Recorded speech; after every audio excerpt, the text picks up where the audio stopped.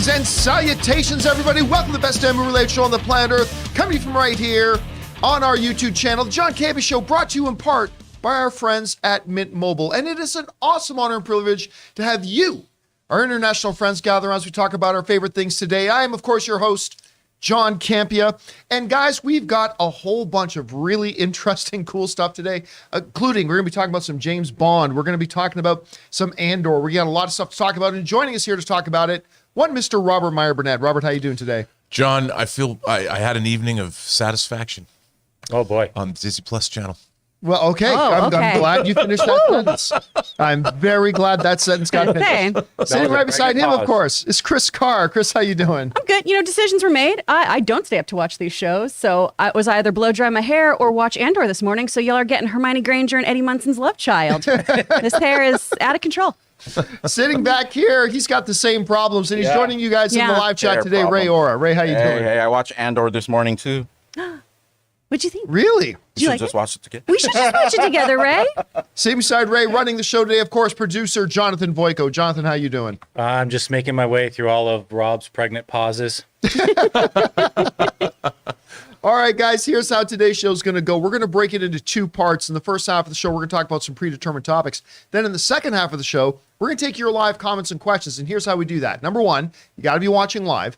Number two, when we get to the end of the main topics, we'll announce that we're opening up the super chats, and that will be your time to fire in your thoughts, theories, comments, questions, suggestions, whatever, and we will address those in the second half of the show. But make sure you've got them ready to go because we only keep those super chats open for just a couple of minutes. Also want to remind you guys that a little bit later today at 3 p.m. Pacific Standard Time, we will have our first Star Wars Andor after show. And we hope you will come and join us. We're going to talk about the first 3 episodes and all of their spoilery goodness. And we hope that you guys will be there to be in the conversation as well.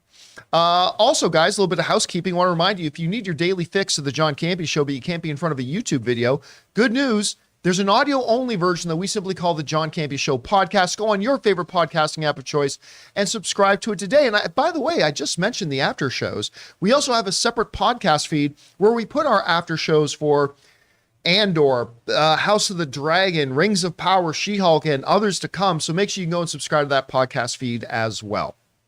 All right, guys. Let's get into a couple of off the tops here, shall we? And you know what? This was an unscheduled one. Unscheduled, I'm calling an audible. Ooh. Wow. We brought this up briefly the other day, but I watched the spot again this morning, and I thought it would be worth just a couple of seconds here of our time to discuss. And that is this. Of course, Black Adam is coming out, Dwayne "The Rock" Johnson superhero movie that they announced sometime in 1978, and now is finally actually coming into theaters next month, or so they say. So we'll see if that actually happens or if it gets delayed again. But one of the big topics conversations surrounding Black Adam has been, will Henry Cavill show up as Superman? And the rumors come and they go, and they come and they go. I mean, I was ready to wear my diapers at Comic-Con when they were going to do the Warner Brothers presentation. I half expected that Dwayne Johnson was going to say that only one man can share the screen with The Rock, and Henry Cavill would walk out, and I would urinate over the walls, and it was going to be just chaos and just chaos and madness. Well, that didn't happen, and so then it kind of becomes accepted Henry isn't coming back. Then some things suggest maybe it goes back and forth. Well, in the new TV spot for Black Adam, it's a 30-second TV spot that has come out, and in it, you get this close-up shot, and we just touched on this the other day, but you get this close-up shot of Dwayne Johnson saying, "No one on this planet can stop me." And of course, because we as comic book movie fans, and y'all are guilty of this, we love to find any little tiny thing and construct an entire theory around the smallest thing. And of course, coming out of that spot where he says, "No one on this planet can stop me," of course, now the big theory going around is that's the point when the camera spins around and you just hear a voice saying, "That's funny, I'm not from this planet." And you see the boots come down into screen as Superman descends, and it's Henry Cavill. I thought he was going to say, "I'm your Huckleberry." I'm your Huckleberry. And Val Kilmer descends from the ceiling. I would love that. That would be so great. That'd be so good. So, look, I want to just put to you. Now, listen. it is possible that this theory, when he says no one on this planet could stop me, that then somebody not from the planet shows up. But I mean, that could be Martian Manhunter. That could be Kilowog of the Green Lantern Corps. Imagine if it was Kilowog. Stop saying things that I want instead of Henry Cavill. Kilowog comes down. I mean, even if that line was a setup for somebody not from Earth showing up, it doesn't necessarily mean it's Superman. But listen, being a Henry Cavill, Henry Cavill is, I am one side of the bromance that Henry Cavill doesn't realize he's in. One day. But as a huge Henry Cavill fan, of course, I want to believe that could maybe offer a spark of hope.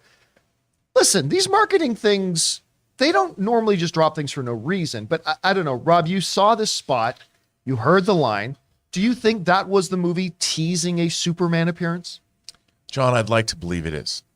I mean, look who's on my I'd desk. like to believe it is. I like too. to believe it is, but I think, it's gotten to the point where they know that we're going to speculate. They know that we're going to drop lots of internet ink all over the place, speculating about whether it's Superman or not. But you know what I'm tired of? I'm tired of my heartstrings being tugged and then not delivered to. My heart yearns for what it cannot have. And what it cannot have is Superman. I mean, I've been waiting. It's been 12 years. It feels like 20. It feels like 20 and I or 11 years. And I look, even if there's just, I would love to see him get one punch, one exchange of, but we don't know exactly, is Black Adam, if his powers are magical, that's Superman's weakness. But is it Superman's weakness? I don't know. In the movies, they've never they said have never that's his stopped weakness, because we've right? never had magic, really, not really. But dude, I want it to be true. I used to want Batboy on the cover of the Weekly World News to be true too, but he wasn't. It wasn't true. Chris, Is that a real character? oh no, Look it's him up. not a character. It's like the old tabloids used to push this theory that there was this actual living creature out there. It was a Look at Batboy. Batboy. It'll show up. Weekly World News. Chris, you heard the line. I mean, obviously, Rob and I would both like this to be true. It doesn't sound like either of us actually do believe that's what's happening. But what do you think? Do you think it's possible? I mean, anything's possible, isn't it? If you believe, and the S stands for hope. And wouldn't that be nice? That'd be great. So that'd be very, very magical. However, do I think it's going to happen? I have been burned before, and I will not be burnt again. Unless it's by Martian Manhunter. I'd be really, really into Martian Manhunter showing up and having some issues with fire around him and letting us know that weakness so that laser vision and stuff happens. And I want all these fights. I want all these fights with everyone. I like Kilowog much more than Superman. I find all these other characters more interesting than Superman. I'm sorry. But I have said on here before, and I understand it, and other people have said it, there is a very big missing piece of the DC EU right now, and that's Superman. Yeah. So if they did bring him in, it would be a very, very smart move. I think we also need to remember that Hawkeye, depending on the iteration, or not Hawkeye, excuse me, Hawkman. Oh, come on, coffee. You heard it on the John Campea Show. Hawkeye is going to appear. But depending on what they do with the Hawkman story, Hawkman might not be from Earth if they, instead of do Egyptian gods, Yeah.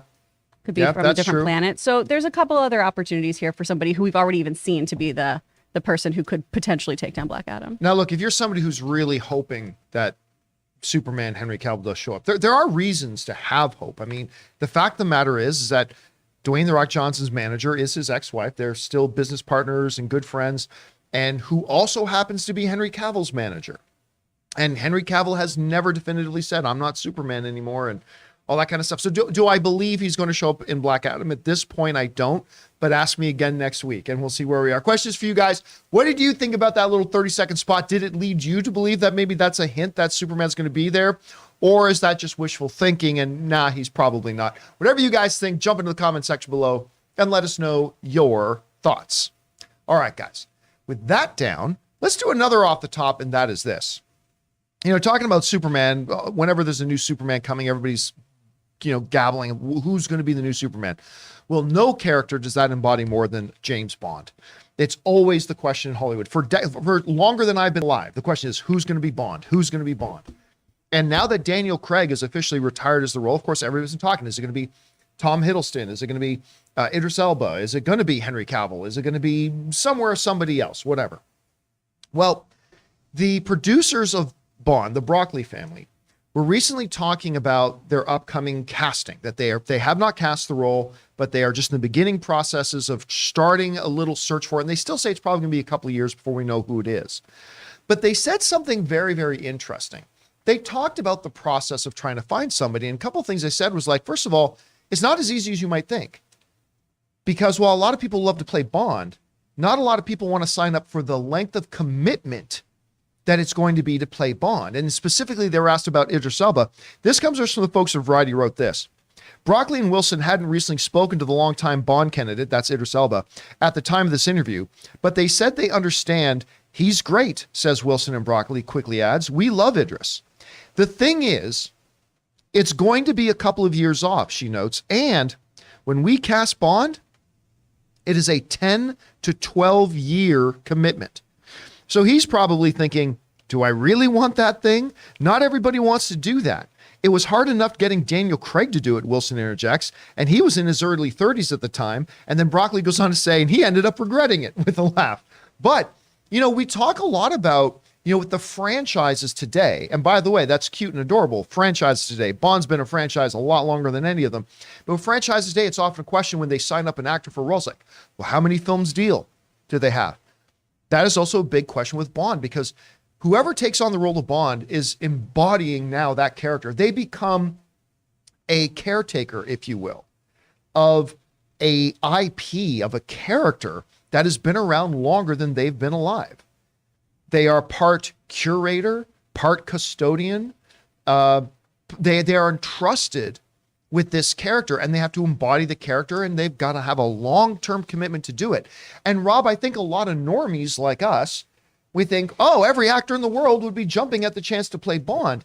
And Broccoli actually points out in the interview herself, she goes, and that would be true if it was, they'd love to come and do this one movie and commit a couple of months. Right. But it's a different thing.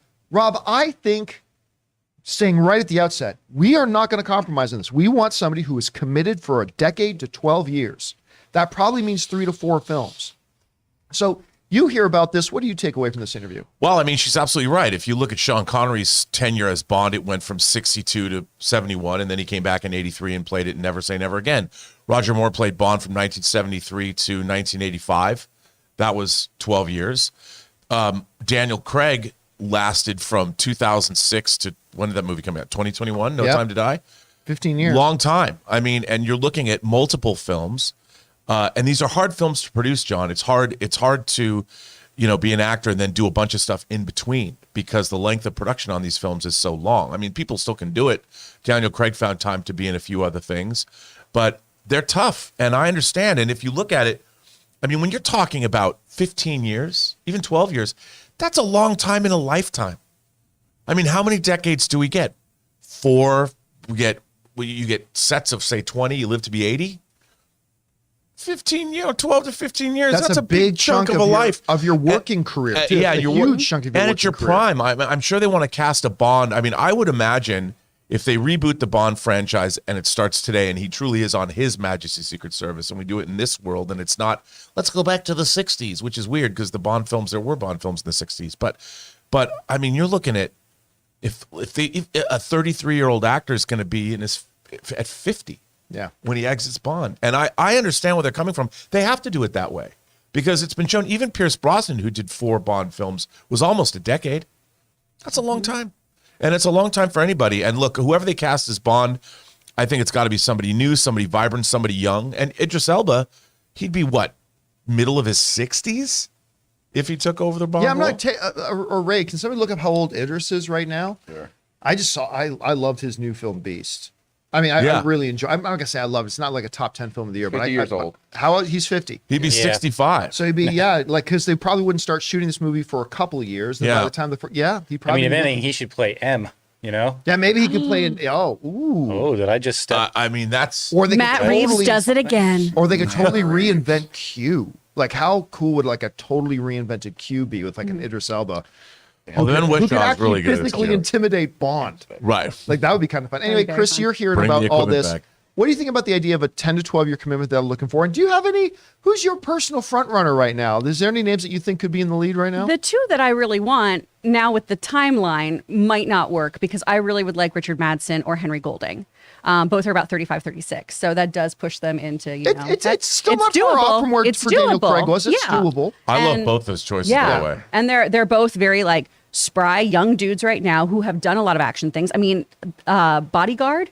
That was basically Richard Madsen trying out for Bond. He was so Yeah. good in that. He was Brilliant. very If you good in haven't that. watched it, you should. Henry Golding obviously is fantastic with action. Even if some of the action films haven't, stuck the landing, he does a really great job with it and is a tremendous actor. He was so good in The Gentleman. And he's ruthless. You Yeah. can see that he can bring that edge to it. Even in that new Dakota Johnson film, the Emma, I think, or no, it's another Jane Austen adaptation. Oh, he's yes, delightful in that, Yeah, as yeah. the cad in that. He's Yeah, yeah. wonderful. I love him a lot. So he can play that kind of like debonair, but also a little like snarky guy that I think is really fun when we have that kind of attitude. The with dude's Bond. also obscenely good looking. Oh, That yes, guy- he is. As is Richard Madden. I Yeah. mean, that's- Yeah. Yeah. But that's got to be it, right? You got to have a Bond that, I mean, he can't have a face for radio. Like you got to have a Bond that can be that suave, whatever. But I think that a new Bond like a Henry Golding who has multi ethnicity in him is a perfect guy to play a Bond for today. Absolutely. With our world now. Like if they want to move forward, it's more, with the craziness that's happening internationally. I mean, in a way, a modern Bond franchise with China threatening Taiwan and Russia in Ukraine. I mean, it harks back. People talk about, well, we can go back to the Cold War. We're kind of in that now. Yeah, look and there's a around. whole new era of international intrigue and espionage that's opening up in terms of being fictionalized for a Bond movie now more than ever. And Henry Golding could be great on that world stage. It's funny. I hear some people when we talk about what the new Bond film, who is going to be and what the Bond film is, will often say, well, the best Bond films they're set in the 60s and they're set in the 70s. That's where they should be set. And I will often correct them and say, no, Bond films have always been set in present day. That's correct. That's when Bond films have always been set. They have always been set in present day, Yeah. whenever present day is for those movies coming out. And I think that's the way it should be. And I love exactly what you're saying. There's a rich playground of narrative you can take from Yeah. the world stage right now. There's all kinds of craziness. I mean, when you have real people like Elon Musk that are launching rocket ships, not unlike We would be the perfect Bond villain. I mean, not unlike Spectre, all the way back in with her volcano base in 1967. You only live twice. I mean, they really need to. The biggest thing with Bond, I don't care who plays Bond. I want great screenplays. Well, I mean, that's always what they're going to go for. The question is for you guys. What do you think about this? The producers of Bond are saying, yeah, a lot of people would love to play the role, but we're saying it's got to be a minimum 10 to 12 year commitment, and they seem to be sticking to that. How do you guys feel about that? Jump down to the comment section below and let us know your thoughts. All right, guys. With that down, let's go into our newest segment here on the show, brought to you by our friends at Mint Mobile, and that is our Mint Mobile hotline question of the day. It's fun when you guys write in questions. It's even more fun when we get to hear your golden tones of your voice and you call them in. If you've got a question or topic you'd like us to address in this segment, phone it on in at 951-268-4259. That is our hotline number. So what is our hotline question today?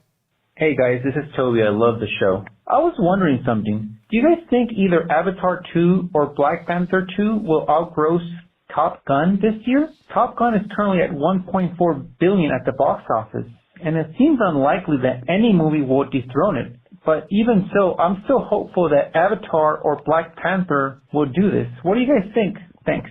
All right, thanks a lot for sending that in. Of course, one of the huge topics of conversation has been Top Gun Maverick. Going back to CinemaCon when we got to see it a number of months ago. Dude. And we were telling everybody coming out of it, you just get ready for Top Gun Maverick. You're going to love it. But even coming out of Top Gun Maverick, and we were buzzing, and we were there with all the theater owners, all the world's theater owners, and they're like, this movie's going to make a lot of money. I don't think anybody dreamed 1.2, 1.3, $1.4 billion later. That tells you what happens when you can just redo a Star Wars screenplay, I suppose. But it just makes money and makes money and makes money. Okay, so obviously it doesn't hold a candle to what like Spider-Man No Way Home made at the box office, but that's not this year. That is a 2021 film. Can anything right now catch Top Gun Maverick? Well, you mentioned in your call, there are two primary candidates. One being Black Panther, one being Avatar. Black Panther, Ray, if you can look up I think Black Panther made in the neighborhood of 1.2. The first Black Panther made in the neighborhood of 1.2. Ray, if you can get that final number, I will say that I think it's going to be more difficult for Black Panther 2 to catch Top Gun Maverick because the first one didn't make that much. I mean, it's $1 billion film. It made tons of money, but I mean, it didn't make 1.4. So at least I don't think it did. Do you got the number? 1.3? 1.3? Yeah, 1,347,000. Okay, so it didn't get to 1.4, but it was 1.3, got damn close. But 1 billion. it- 1 it- billion. Yeah, 1.3 It billion. has it's two major problems working against it. We've talked about it before. Number one, you don't have the star of the first film. And number two, you don't have the main character of the first film. Imagine how much Top Gun Maverick would have made at the box office if it wasn't Tom Cruise or Maverick. I mean, it becomes a very, very different film, right? So can Black Panther 2? Well, listen, after that first trailer and the whole world buzzed about it, it's possible, but I'll say out of the two, it's the less likely because of those two things. It can still easily be $1 billion film, and maybe it does pass Maverick, but I think that's got the smaller chance of the two. Avatar is a different story. Avatar isn't coming off a $1.3 billion film. Avatar is the world's biggest, the all-time biggest box office film in history at double of what Top Gun Maverick has. Let that sink in. Avatar has double what the first Avatar at any rate. But that means the second Avatar movie can literally make half of what the first one did and still technically beat Top Gun Maverick. Now, it will all depend on how good that movie is.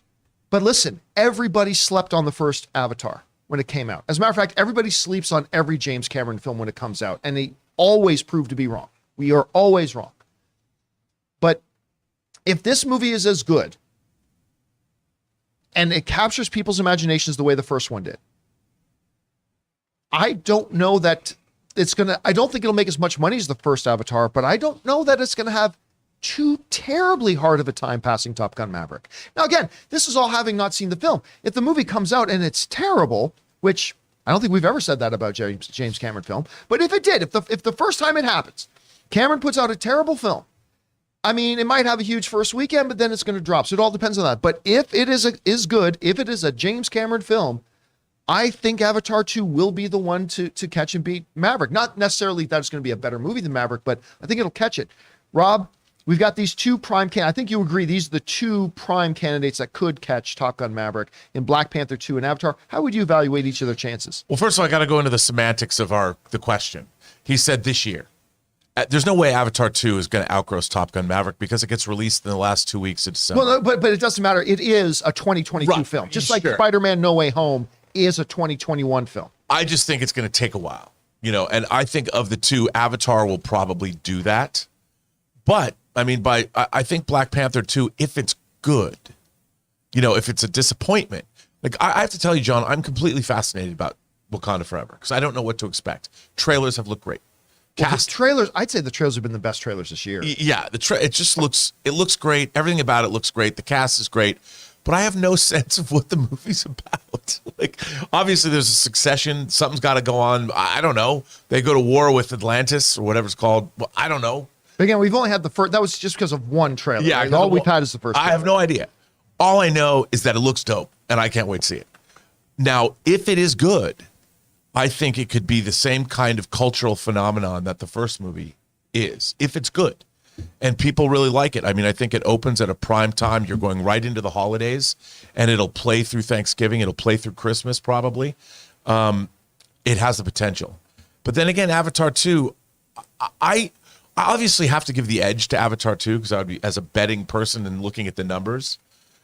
But I think both have the potential to outgross Top Gun Maverick, dethroning it, as it were. But I don't know, of the two, I would say that Avatar will outgross Black Panther, no matter what. Chris, unless you I mean, number one, are we sleeping on Black Adam? We Then could out of the be. two, how do you think which one could possibly dethrone? I mean, we very well could be sleeping on Black Adam because I know I've said on here too, like that latest trailer didn't get me more excited because it felt a little more of the same. But man, do those costumes look killer? Do these characters seem fun? I'm excited about that one. So that one could really blow us out of the water. At CinemaCon, my friend's icebreaker was which of these is going to take the top box office, and pretty much all of us were Team Avatar. And now I am a little nervous about that because Top Gun performed really, really well in a way, like you said, that no one expected. So I think there's definitely potential for Top Gun to still keep it because, man, people have seen it. What, you guys have been writing into us? I've seen Top Gun 15 times in theaters now. Now, I felt the same way about Avatar when it first came out. So I'm hoping that we get a really killer story with Avatar 2, really, really incredible effects. I always bet on James Cameron. I don't know why other people don't. I think that still is going to hold strong this year, but I think it's going to be close. Okay, I'm putting right now a poll into the live chat for people who are in the live chat, and I just put it up right now. And the question is simple. Will either Black Panther or Avatar 2 beat Top Gun 2's box office? And I gave you three options. Black Panther will, Avatar will, or neither will. I suppose I should have put in an option that both will. Or Blood and Honey. What's that? Oh, Blood and Honey. Blood Yeah, and we're Honey's all gonna take sleeping on it. Winnie the Yeah. Pooh, Blood and Honey. What are we doing? We're totally sleeping on it. Now, I just hit post on that, and right now we have 300 votes. And right now, Avatar beating it. 52% of you are saying Avatar will beat it. 26% of you are saying Black Panther will beat it. And 22% of you are saying neither will beat it right now. And we are now past 700 votes. Avatar is now 51, Black Panther 27, neither still at 22. So it's pretty much staying level. So question is for you guys. What do you think about that? Right now, Top Gun Maverick is at the top of the mountain as far as the box office for 2021 goes. Can Black Panther 2 or Avatar 2 catch it? Are we sleeping on Black Adam? Maybe there's another one that you think might sneak in there and capture everybody's imaginations. Whatever you guys think, jump into the comment section below and leave your thoughts there. All right, guys, with that all down, we're going to move into our main topics. But before we do, we're going to take a second, thank one of the sponsors of today's video, my friends over at MeUndies. We want to take a second and thank a sponsor of this video, MeUndies. Luckily, we here at the John Campea Show work with MeUndies, makers of the most buttery, soft, and sustainable undies, bralettes, and socks that exist. Like many of you guys, I have spent my entire life wearing completely useless and uncomfortable underwear. And it wasn't until the good folks at MeUndies sent me my first couple of pairs that I realized I have not been living my life to the fullest. Now I wear MeUndies every single day, and it makes my whole day a hell of a lot more comfortable. Guaranteed to be the softest stuff you've ever felt in your life. Their signature micro-modal fabric is sustainable, breathable, and stretchy as heck. Available in sizes extra small to 4XL, they have new colors and prints dropping weekly, so there's always something exciting to check out. Try their free-to-join membership for free shipping on every order and exclusive perks, like an item shipped to your door every month, secret sales, and early access to their newest stuff. MeUndies has a great offer for the John Campea Show audience. For any first-time purchasers, you get 20% off plus free shipping and returns. So to get 20% off your first order, free shipping, and 100% satisfaction guarantee, go to MeUndies.com/Campea. That's MeUndies.com/Campea. And thank you to our friends in MeUndies for sponsoring this episode of the John Campea Show. Hey guys, remember, when you sponsor or when you support our sponsors, you're also supporting us. So go on down into the description of this video, and right at the top, you'll see links to all of our sponsors and the promo codes. And thank you again to MeUndies. All right, guys. With that all down, let's get into those main topics here today. And how do we select our main topics on the John Campea Show? Well, that's easy. You guys come up with them. Whenever you come across a big topic, issue, or story that you guys feel we need to cover as a main topic here on the show, just go anytime 24/7 over to www.thejohncampeashow.com/contact. Once you guys get there, you're going to see a form. Fill it out with your topic or question. It's absolutely free. Hit submit, and then maybe, just maybe, you might see your submission featured as a main topic here on the John Campea Show. With that down, Chris, what is our first main topic today? This comes from Galactic Champ. Hey everyone. Deadline has reported that Will Smith is said to potentially star in the film Brilliance and to be directed by Charmin Obaid-Chinoy. Sorry if I butchered that name, you guys. The film's main plot is based around the 1% population of Earth who are referred to as Brilliance and have managed to develop special abilities, and now it's up to a gifted federal agent to stop a man intent on starting a civil war. On a serious note, I'm happy to see Will Smith returning to the big screen and seeing it isn't an X-Men film. I'm sorry, I mean a Brilliance film is nice. So John, what do you think of this? Thanks, and bring on the film. All right, thanks a lot for saying that in Galactic Champ. All right.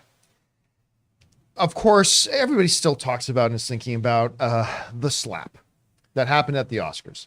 Actually, just recently, Chris Rock made some pretty strong statements, as did Chappelle. Made some pretty strong statements as well. And it sounds like, now, some people might say, well, he's got that other movie, Emancipation. Yeah, but that was made before all that. This is his first movie that he has signed up for, that he's going to be making since the slap. Okay, so when were the Oscars? Were they in April or March? I can't remember. I think March. Maybe let's for argument's sake say March. April, May, June, July, August, September. It's been 6 months, all right? I think while people like Chris Rock and the Oscars are totally legitimately acceptable and understandable, that they would still, of course, be very upset about, because I mean, they were the ones that this directly affected. I think at this point, it's time for the rest of us to move on. I mean, it happened. He was publicly humiliated for it, and he deserved to be. He has suffered financially because of it, and he deserved to be. It was all his fault. But there, how much more do we want? How much more do we as the fan and the audience want? He suffered some humiliation. He suffered financially for it. He made public apologies. It's been 6 months since it happened. And of course, like somebody like Chris Rock totally still has a right to be upset by it. He has the total right to be upset by it for the rest of his life, as does the Academy, because, he ruined their show. But I think for the rest of us, when it comes to Will Smith, it's like, you know what? It's time to put it behind. It's time to move past that. And it's time for Will Smith to do what Will Smith does. Make fun films. Make exciting films. Make memorable films. Not all of them are all that good, but a lot of them are. And along comes this X-Men film, Brilliance film, that really does sound an awful hell of a lot like an X-Men film. It sounds exactly like an X-Men film. Anyway, this comes from the folks over at IndieWire who wrote the following. Directed by 4-time Emmy winner and Oscar winner, by the way, Obaid-Chinoy, who most recently helmed episodes 4 and 5 of the Disney Plus series Ms. Marvel. The story centers on Nick Cooper, a federal agent who works for the Department of Analysis and Response and is tasked with tracking down the 1% of non-neurotypical people deemed abnorms or brilliance, who are born with special powers, also known as mutants. The character Nick is a parent of a brilliant daughter and is also abnorm himself. In a Blade Runner-esque twist, he has the ability to see the future and ultimately tries to stop a civil war. So this is an X-Men film about mutants in the world that's just called something else. You know what? Fine, I don't care. This sounds fun. It sounds the exact kind of movie that Will Smith should go in and do right now. You've got an Oscar and Emmy-winning director on board for it. So is this going to win Oscars? Probably not. But does this sound like a fun idea? And is Will Smith the right kind of match for something like this? I say hell yes. So I'm all down for it. Anyway, Chris, you hear about Brilliance. What do you think? I mean, it does sound like Kirkland X-Men. Kirkland X-Men. It feels like something I can go get at Sam's Club. I love that. But hey, I mean, power to them. I was going to say, no, now I got what you mean. Okay. I was about to correct you. Isn't that Costco. Robert? No, it's Kirkman or no. Costco no. brand. And I mean, good for them. I've said this before when we've talked about the Will Smith stuff. I'm glad you like that. We've seen a lot of other actors do far worse and still get to be in films and not get canceled. I mean, there's an actor who I was floored when I saw them in a film because they had publicly choked a woman, threw them on a table, went to rehab afterwards and all kinds of stuff. But it was just, well, this person's in a movie and no one's talking about this. But because we all saw that slap, right? We don't always talk about the news that happens at, a film festival where these kinds of events occur. Because it was televised, we all talked about the slap. Was it wrong? Absolutely. Was it assault? Yes. Do I think that Will Smith gets to try to revitalize his career? 100%. And if people want to come see this, go see it. I do think that it's interesting how many different kind of leeways we make for certain people. I really like Will Smith, and I think what happened was really unfortunate and really, really distasteful on everyone's ends who were involved in that. And I don't think any of that should have happened in public, but I don't think it should be something that ruins somebody's career. It shouldn't be a death sentence. Yeah. Right. And we talked about that from day one. That should not be a death sentence on his career. And listen, and while I'm saying it's perfectly acceptable for Chris Rock or the Oscars to continue to be mad, it's perfectly Absolutely. acceptable for anybody who thinks, look, that was just strictly on behavior. I can't be a Will Smith fan anymore. Okay, I respect that too. I'm just explaining from my point of view, which I'm not saying needs to be yours.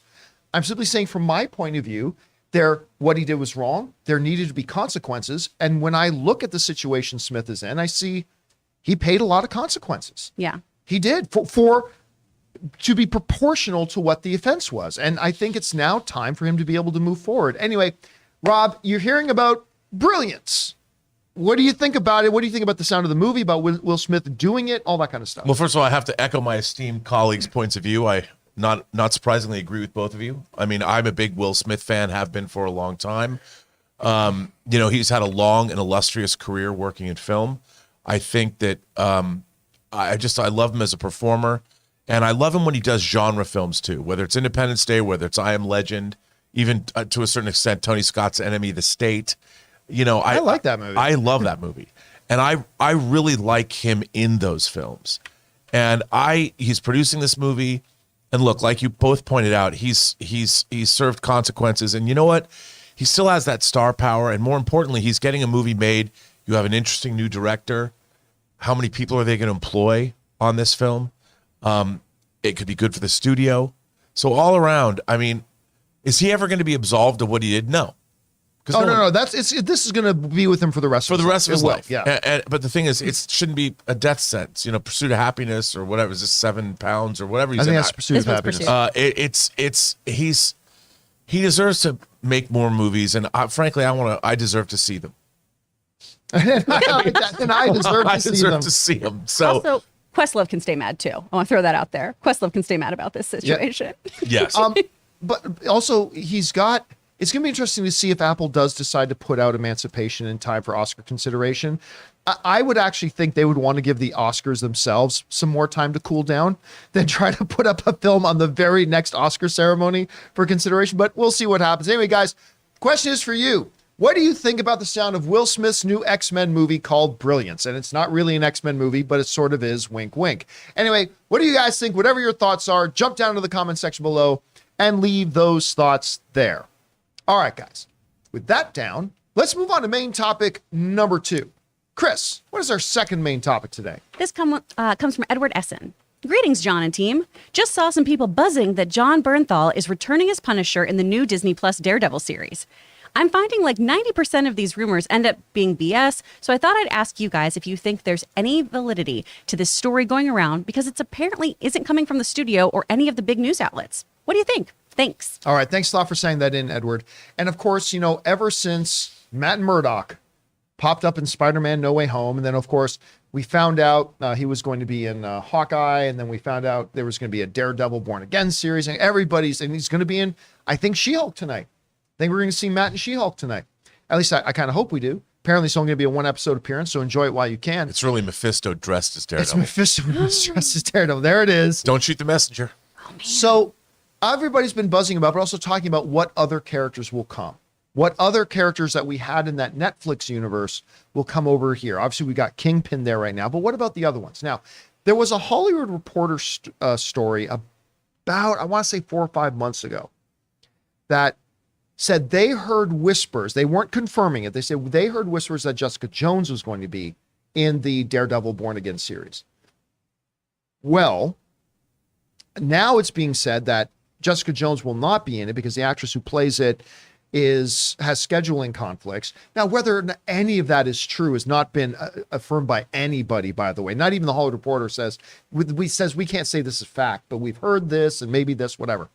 Well, now, and I need to put some giant grains of salt on this, someone who is not one of the major trades and who is not one of the studio people, but has said that they heard that to replace Jessica Jones, which we never know, we still don't know for a fact that Jessica Jones was ever intended to be in it, but says that because they had to replace Jessica Jones, which we don't know if it was ever true in the first place, they have replaced the Jessica Jones character with John Bernthal's Punisher character.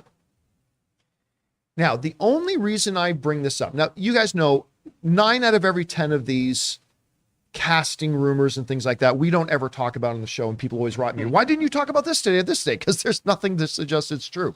But once in a while, I will bring them up here in the show if I can say that, you know what, I heard the same thing. That doesn't mean I'm saying that it's true. Not in the least. Not in the least. I don't, frankly, really trust who I heard this from, to be honest with you.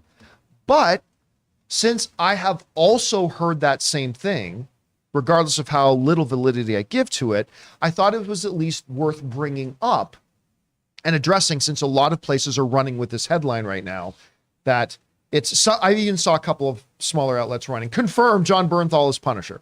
Just let's be clear, it's not confirmed. Guys, we've talked about what kind of differences are going to be between this MCU iteration of these Netflix characters. Is it the actual literal same characters, same universe as Netflix? Charlie Cox's recent statements seem to hint that they're not, saying this is not season 4, this is a totally new thing, this is a season 1, blah, blah, blah. But he didn't definitively say that it wasn't. We have still expected to see maybe 1 or 2 other characters cross over. The one that I have a really hard time, I can see Jessica Jones coming over. I could even see Danny coming over. I could see Iron Fist coming over, even though I don't think they would ever go near that, but I could see that happening. Punisher is a little bit more of a complicated character. I mean, I love Punisher season 1 and 2. I love John Bernthal as Punisher. I think he's great in that role. God, look how perfect he is in this. That's just an amazing shot. But the character is a little bit problematic for what Disney Plus is. Even though that Disney Plus has leaned a little bit more adult, I don't know if that they're ready to go Punisher level adult. So let's put it this way. If, and I emphasize that word if there's any legitimacy to these whispers that John Bernthal is going to be back as Punisher, as Frank Castle, I'm down for it. I just have a hard time believing it right now. I'm not dispelling it. I'm just saying I have a hard time believing it right now. Chris, you hear about this. Number one, do you think that Disney would even bring in a Punisher character right now? And if so, do you think Bernthal could be that guy? I mean, I would want it to be Bernthal because I love him in this role. I love everything he does. His turn on the bear recently, it's such a small but pivotal role. Oh, just as the brother? Yes, he's so good. He's such a great actor. Even his smaller part in The Accountant with Ben Affleck. Oh, yeah. I love that movie. I've been wonderful. dying to see a sequel to that. He's so good. It does feel unnatural, though, to just say something like The Punisher on Disney Plus. I want him to have like an early aughts Hillary Duff-esque, like, you're watching Disney Channel in his Punisher getup. I would love that so much. It does just feel out of place. And you can't really de-escalate that character. The whole thrust of that character is that he is murdering on behalf of avenging his family. And we have seen a little bit of that in the MCU, right? We see Hawkeye do his turn of just cooking fools and taking care of business after he's lost his family. However, his show was so gritty and violent, and that's really what made it. It was very hard for me to watch it sometimes. I don't know if you can pull that back that much, but I guess, though, you can have him be a supporting character and just not see too much of that violence, right? Same thing with Daredevil. We just aren't going to have as many, kicks to the face, car doors to a face moments, maybe, or at least that stuff can happen off screen. I think it's possible. I just don't know if I want it. What if they slightly change it? It's like make him the non-corporal Punisher. Oh. And what he is, he's an expert in de-escalating hostile situations. Oh, get the fuck out of here. No one's buying what I'm selling. Dude. No. Come on now. That's just put me in then, where I'd be like, can we use our words first? Let's Is that use our okay? words. Rob, what do you think about this whole thing? Well, first of all, there's another thing. I mean, culturally, the Punisher's iconography has become a little problematic. The skull, wearing the skull and all Yep. that. But I think ultimately the character of the Punisher, who believes in using lethal force to take care of his problems, might not be the best fit. And as you know, John, I believe that none of these shows take place in the same universe now anyway, according to my grand unified theory. That's right. The Yep. multiverse saga. But, I think that if any show could bring Punisher back, it would be a Daredevil show. I mean, that would be the place to put him. They have a history together in the comics. You could soften that character a little bit. I mean, lean more into the vengeance for the family thing, and rather than He uses non-lethal weapons. He uses a casual stunners and things like that. I mean, it's tasers. But look, I like Jessica Jones. I'd love to see Mike Coulter come back as Luke Cage. Hell I mean, yeah. I would love to see him come back. But again, I mean, I don't have a sense of yes, it's a new Daredevil. I'd like to see what they're going to do with all this. I just want to see a great Daredevil story. Forget everybody else. I mean, maybe Kingpin because you need a villain, but enough with the cameos and this. I mean, please, why not just bring Wong and put him in the new Daredevil show? I'm sure he'll show up too. But I would love to see a born-again Daredevil show that leans into Daredevil. You know, and I hope they do that. But, I mean, I could see them bringing Frank Castle in, but I'm not going to believe it till it, as you put it, becomes more tangible.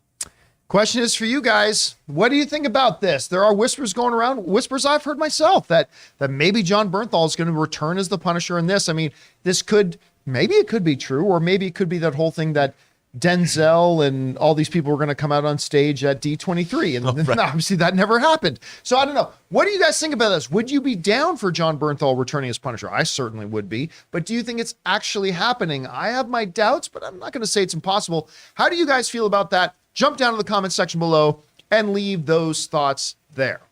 All right, guys, with that down, we're going to take a second and hear from another one of our sponsors today. I am kind of obsessed with these guys. I watch so much of their stuff. The good folks at MasterClass. Hey guys, we want to take a second to thank the sponsor of this video, MasterClass. You guys know we have been sponsored by MasterClass, and we love them here at the John Campea Show for giving us in-depth information on a wide variety of topics from the world's best experts. With MasterClass, you can learn from the world's best minds anytime, anywhere, and at your own pace. You can learn the art of filmmaking from James Cameron, improve your cooking skills from Gordon Ramsay, or learn how to make compelling YouTube videos from Marquise Brownlee. With over 150 classes from a range of world-class instructors, that thing you've always wanted to do is closer than you think. I was recently watching through the independent filmmaking course by Spike Lee, and I found it fascinating that not only did he cover the broader topics like working with actors, but he also gets into finer details like working with a cinematographer and how to properly audition a DP for your project. It was fascinating. So guys, I highly recommend that you check it out. Get unlimited access to every class, and as a John Campea Show listener, you get 15% off an annual membership. Go to masterclass.com/Campea now. That's masterclass.com/Campea for 15% off Masterclass. And thank you to our friends at MasterClass for sponsoring this episode of the John Campea Show. Okay, guys, with that down, let's move on to main topic number 3. Chris, what is our third main topic today? This comes from Sluggo. As a huge fan of Game of Thrones, I am absolutely adoring House of the Dragon. It is absolutely the best show on TV right now. I must not be the only one that loves this show, because Variety is reporting that House of the Dragon is averaging a whopping 29 million viewers per episode. That's insane. With audience members rising week to week and rising 3% in week 5. What do you think of this show's impressive viewership numbers? What does this say about the cultural sentiment of Game of Thrones? I agree with you, John, though. Season 8 was brilliant. Thanks, and bring on the filthy. Well, Sluggo, you are a learned scholar and gentleman. Completely agree with you. Listen, House of the Dragon, you hear us, we're becoming a broken record over here, but it has to keep being said. House of the Dragon is brilliant. This show is fantastic. It is must-watch TV. It is so important that if there is a football game airing, I will wait to watch the football game to watch House of the Dragon first. But John, it's on HBO. You can watch it whenever. I know that, but I don't care. It's must-watch TV. It's incredible. And these types of viewership numbers, listen, you got to put it into context. Like we talked a while ago, like last season of Superman and Lois, now granted this is CW shows, but was pulling in under 1 million viewers a week. I don't say that to slam on Superman and Lois, not at all. You know, I actually have some affinity for that show. But to give a little bit of context, some interesting context, the number of people watching this show is insane. Now, at its absolute height, Game of Thrones, it was season 8. This is the absolute pinnacle. When it hit its maximum viewership, which was the #1 show in the world, hit 44 million viewers a week. Like, wrap your head around that. That's insane. And that was in its final concluding season. And this thing, in episode 5, is pulling in 29 million, and the viewership continues to climb. That's the thing. And again, sounding like a broken record, Rob, we have talked about this for years. Once again, proving that if you do a week-to-week release strategy and your show is good, you give it a much longer lifespan, give a much bigger opportunity for new fans to jump on board, get caught up, and the numbers go up and up and up and up. And instead of like a Netflix show that might have dropped everything at once, and then if it's good, people talk about it for a week. If it's really good, people talk about it for a month. We're 5 weeks into House of the Dragon. We've got a month to go that we're going to be talking about this show. It is nothing short of phenomenal. Nothing short of phenomenal. And I just continue to be impressed by it. Now we're getting the big time jump is going into next week. We're moving ahead 10 years at minimum. We're going to get the new actors coming in. It's just insane what this show's been able to do.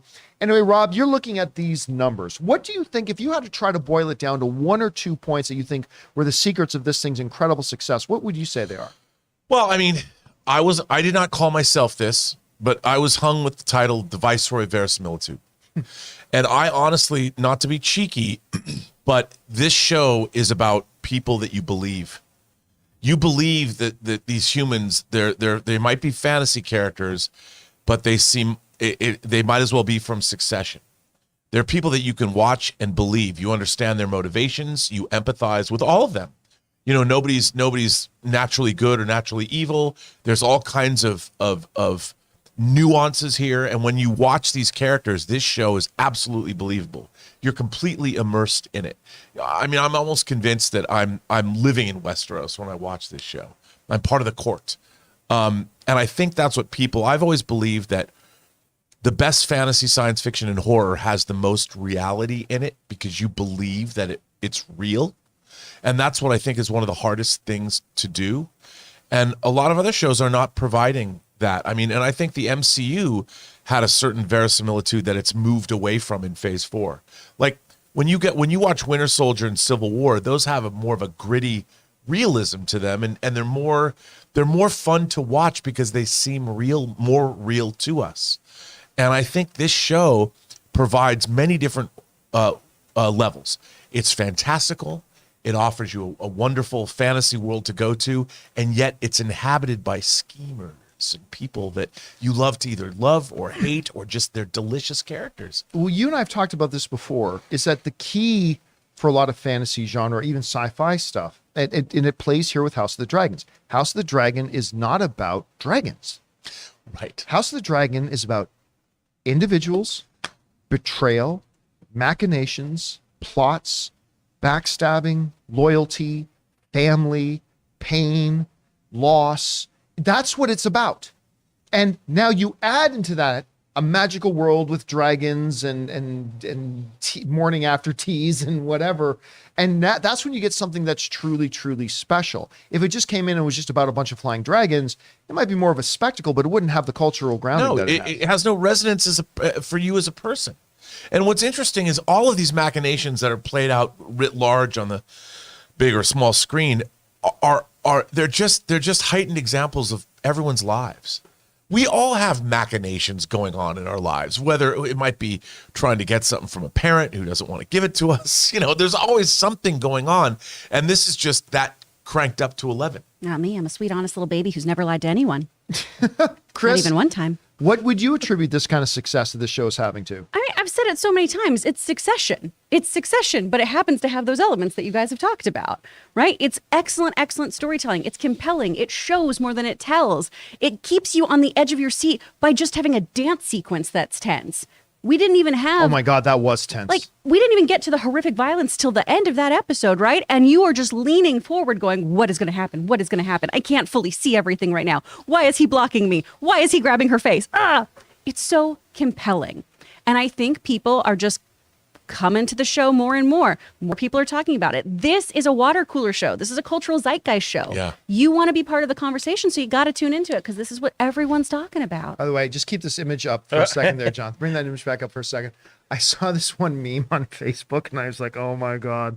But you know that Drake meme that everybody does from the Hotline thing where he's doing Right. this and And he then likes like it. a really happy face? I've seen Somebody this. said, he goes, should Viserys marry the Valerian girl when she's 12, and you see Drake doing this, but then looking at a picture of her in the new episode going, it's like, yeah, the big difference. She's quite beautiful. But I know I said this on the show the other day, but when I look at this actress, I totally see that 12. Yeah. Like they got two They got actresses at great different casting. ages who totally look like they are a with future all version three of each these other. women, they've nailed it. Yeah. You know, they've No, really they waited done just for it to- a great job.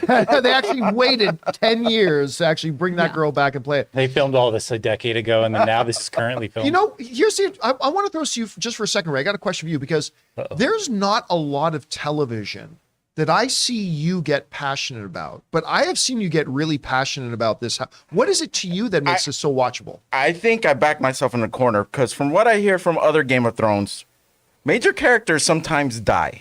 Oh No. yeah, Sometimes. Or they do die. No. So like I'm thinking about it and I'm like, I'm watching specifically for one character. Damon. And it was two characters, but I'm not sure if I'm gonna like this older Rhaenyra. Rhaenyra.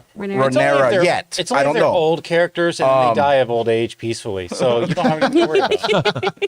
But it's Damon. I just like the way I don't like the games. Like you saw me when I was like at your place watching. I was like, these people do a lot of talking, a lot of stirring up without just walking to whoever's got a it's the problem. Game of Thrones, man. literally That's all the he game. does, Didn't right? get that. That's And I literally all he and then does. I He's was like, hey, bro, maybe I fucked your daughter. I don't know. Like, what? What? I got That's so all he does. annoyed at all that stuff, and I He's was now like, maybe I'll have sex with my cousin. I don't know. That's all he does. I know I didn't hit me He's a sneaky boy. until the last episode, and I was like, this is kind of irritating me. Like, wait until they get the internet. It's gonna be crazy.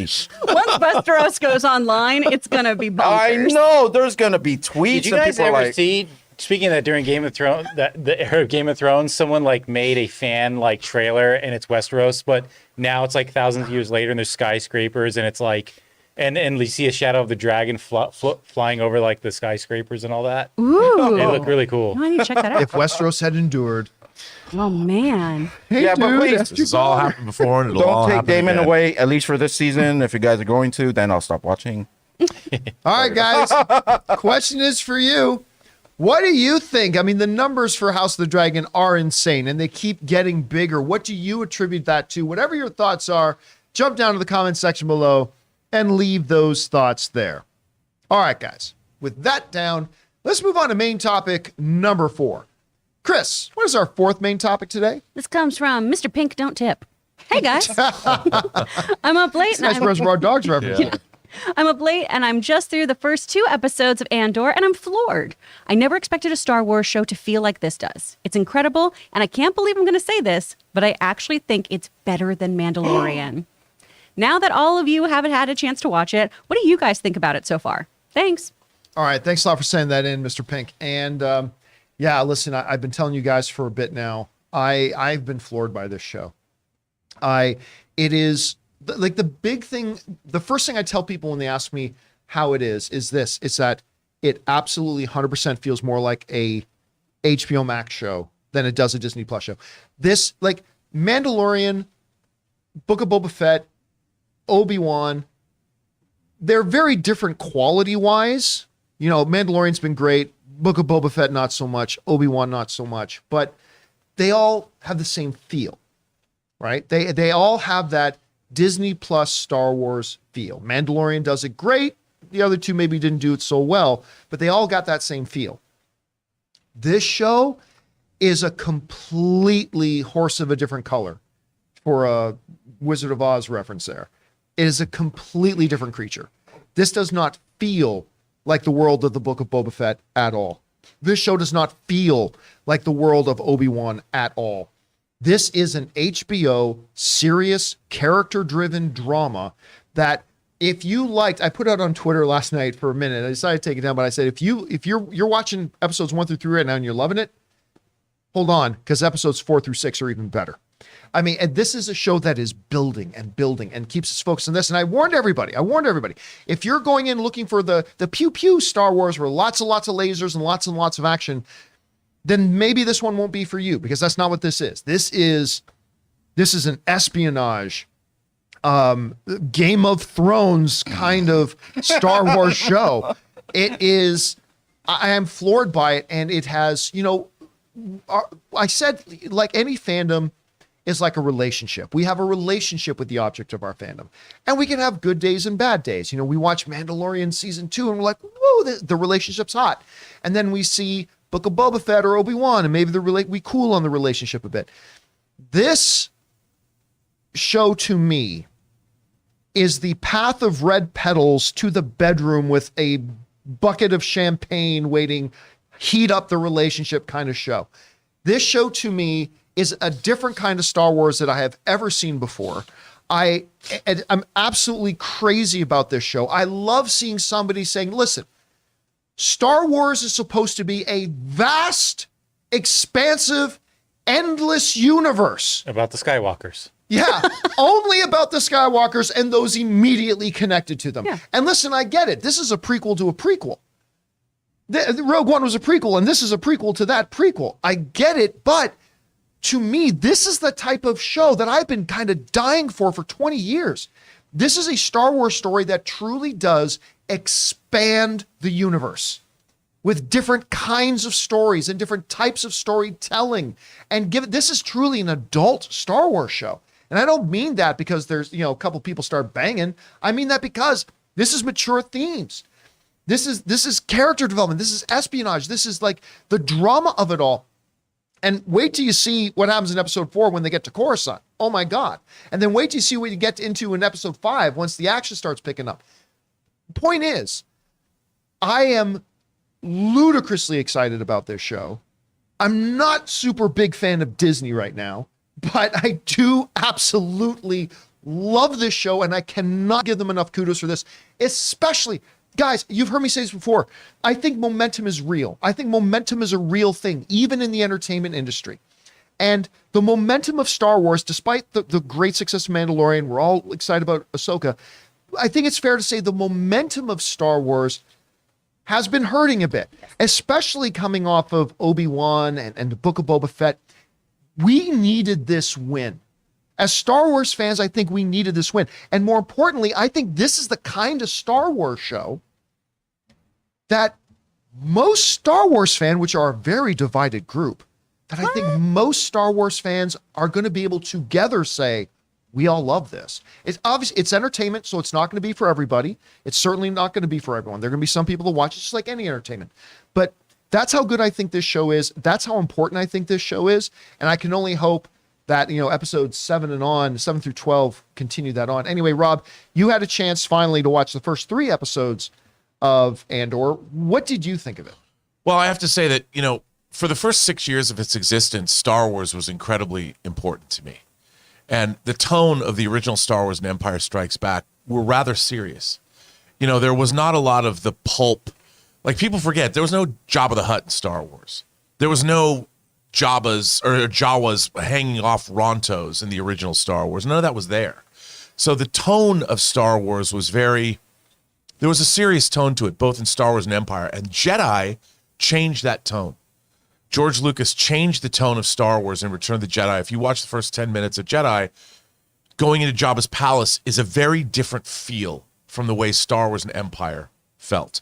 Then the special edition of Star Wars changed Star Wars even further, where the tone, I would say verisimilitude, was also changed quite a bit. This show makes me feel the way I felt when I first saw Star Wars and Empire, in the sense that when you're meeting people like Grand Moff Tarkin, there's not a lot of, he's a wacky, fun villain. He was a fascist murderer. And seeing these fascist functionaries, this company planet and everything, I'm like, this is watching the rise of fascism, watching the rise of the empire. You don't even see the empire in these 3 episodes. You see functionaries of the empire. We're just doing what the empire wants us to do. And you see a guy that wants to be a good little jackbooted fascist thug. I'm gonna do my duty to the best of my ability. You see a brown shirt at a beer hall push in 1933 Germany. You're watching this happen in front of you, and I'm like, man, this show is dope. And I'm looking at this going, this is clearly set in the Star Wars universe. Oh yeah, and from the very beginning, and they do use the volume, but they use it sparingly. And you look at there was a shot. It's so subtle and weird for me to say this. But there's a shot where you're watching Cassian Andor walking down the street. It's an exterior shot. Camera's behind you, and you're seeing all these people in front of Cassian. He's kind of there. You buy it, man. As the Viceroy of Verisimilitude, I'm like, we're here. We are there. We're not on some green screen stage. The stakes are real. The people are real.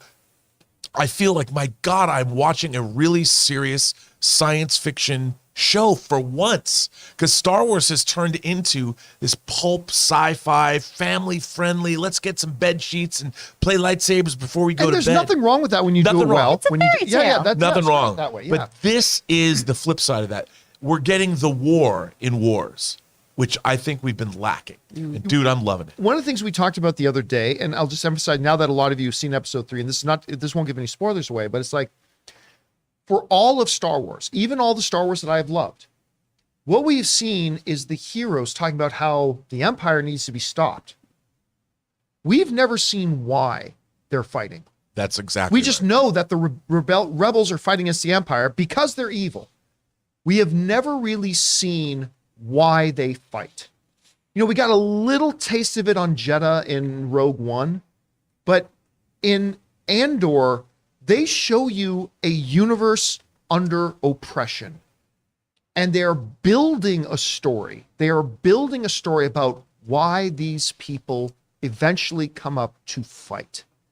And that is something Star Wars has never shown us before. It was more so in Rebels, but that's animation. That's not live action. Yeah, but they give us a little glimpse of it. But I would say even here in Andor, it's even more so. But you're right.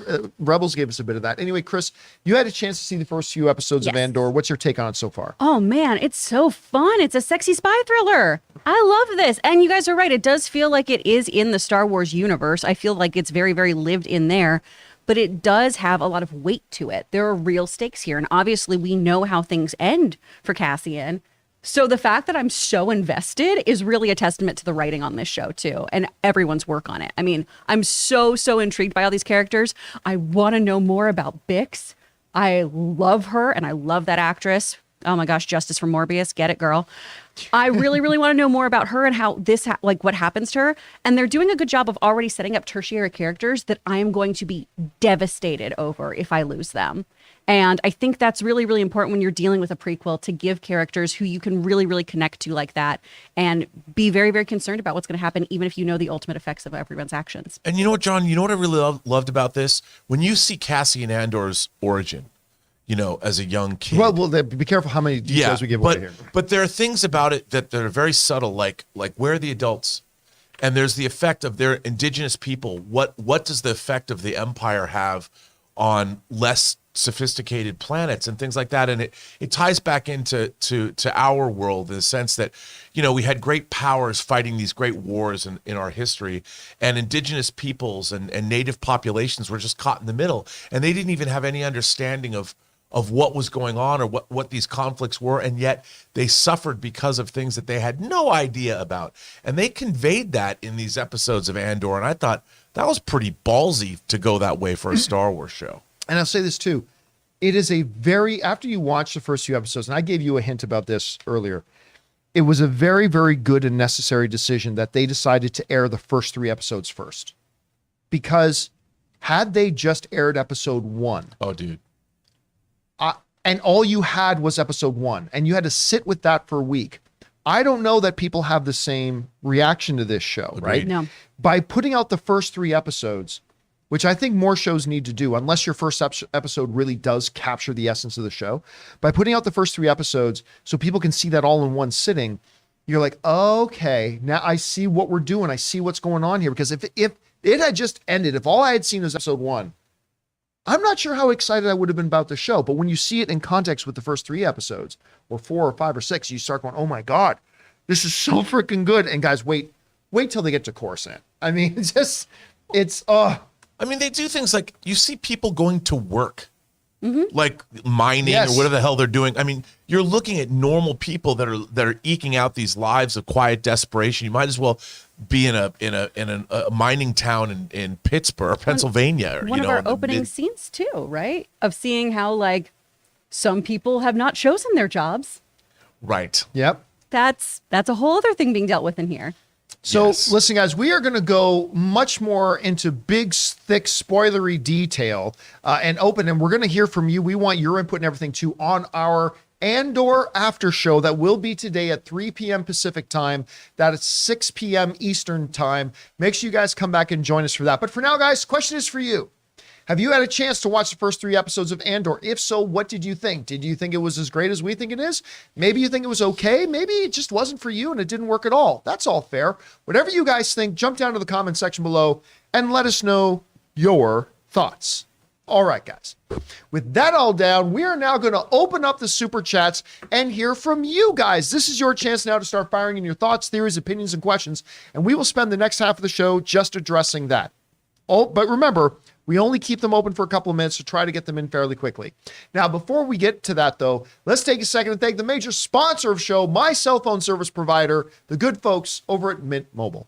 Hey guys, we want to thank the sponsor of today's episode, Mint Mobile. Mint Mobile offers premium wireless starting at just $15 a month. And now for the plot twist. I'm just kidding, there isn't one. Seriously, Mint Mobile just has premium wireless service from $15 a month. There's no trapping you into a 2-year contract or opening the bill to find these crazy fees. There's no luring you in with free subscriptions to streaming services that you'll forget to cancel and be charged full price for. I used to dread opening my phone bill every month because every time I was opening it, it was like playing roulette. I never knew what the actual price was going to be, and it always seemed to get higher. But not with Mint Mobile. Mint Mobile gives you the best rate whether you're buying for one or a family, and at Mint, families start at 2 lines. All plans come with unlimited talk and text, plus high-speed data delivered on the nation's largest 5G network. And if you're worried about the complication of switching things over, don't. Use your own phone with any Mint Mobile plan and keep your phone number along with all your existing contacts. So guys, get premium wireless from just $15 a month and no unexpected plot twists at mintmobile.com/Campea. That's mintmobile.com/Campea. Seriously, you'll make your wallet very happy at mintmobile.com/Campea.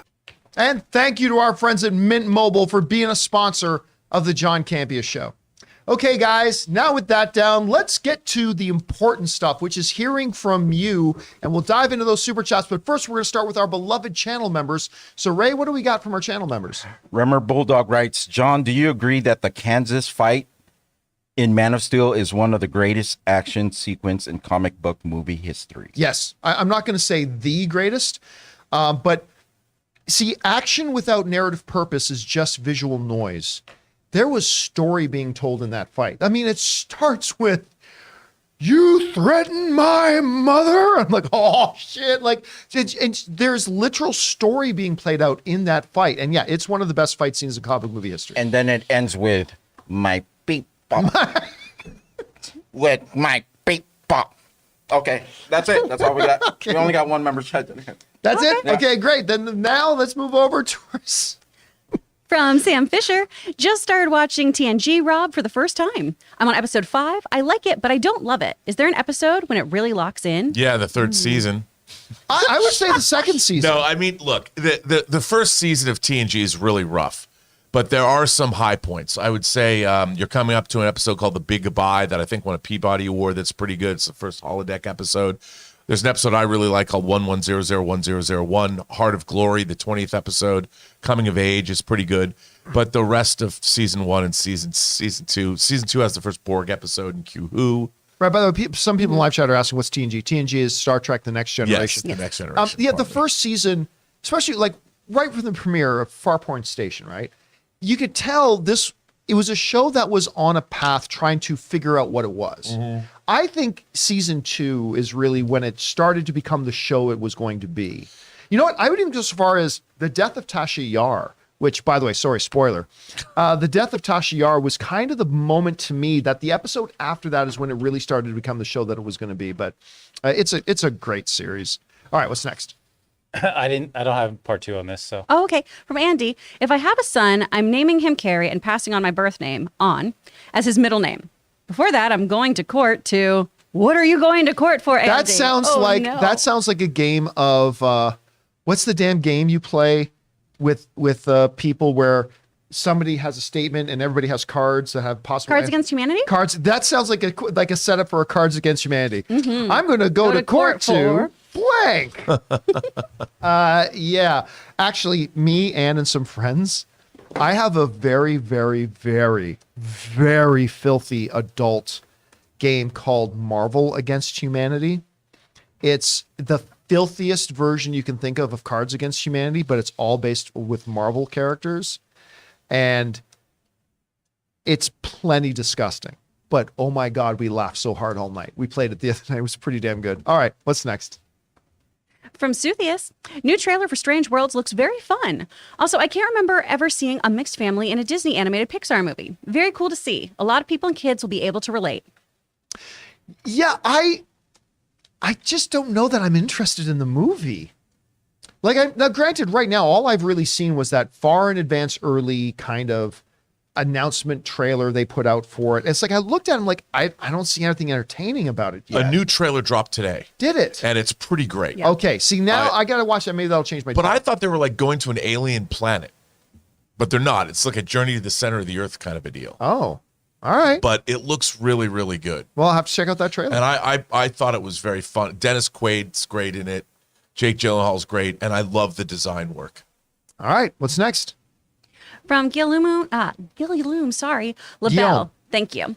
Moonage Daydream in IMAX was fantastic. It's such a great love letter to Bowie's entire artistic career and life. Visually stunning and trippy at times. I remember when they announced they were making it, and I saw no marketing for it at all. Oh, I finally They saw had a it at trailer in CinemaCon. theaters. Yeah. Remember when I went and saw the Right, I Cronenberg wasn't thing? at that presentation. Yeah, the one presentation I didn't go to. It's this crazy.